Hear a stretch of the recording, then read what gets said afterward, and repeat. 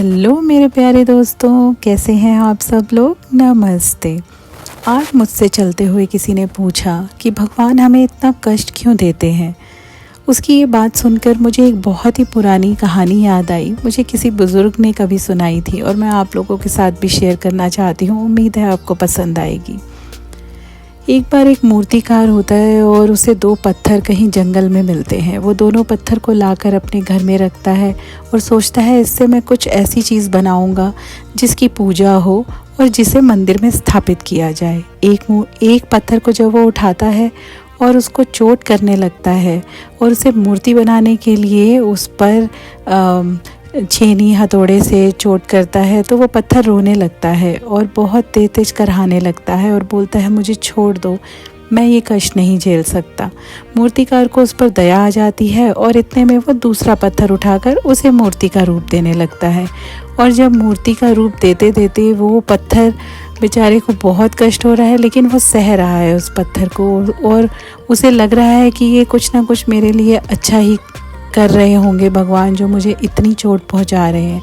ऐसी सोच के साथ वो पत्थर चुप रहता है और मूर्तिकार उसे एक बहुत अच्छी भगवान की प्रतिमा के रूप में बनाता है। मंदिर से लोग आते हैं उस मूर्ति की तारीफ़ सुनकर और उसके बाद उसे मंदिर में स्थापित किया जाता है, जहाँ पे उसे पूरी पूजा अर्चना के साथ रोज़ पूजा जाता है।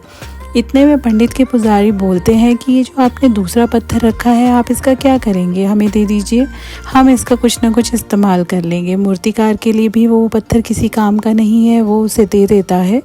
और पंडित लोग जाके क्या करते हैं कि उसी मूर्ति के नीचे जहाँ नारियल फोड़े जाते हैं वहाँ उस पत्थर की स्थापना करते हैं। अभी आप इस कहानी से क्या समझे कि अगर जो भगवान ने हमें कष्ट दे रहे हैं वो हमारे अच्छे के लिए दे रहे हैं, कि हमारा फ्यूचर आगे बहुत अच्छा होगा।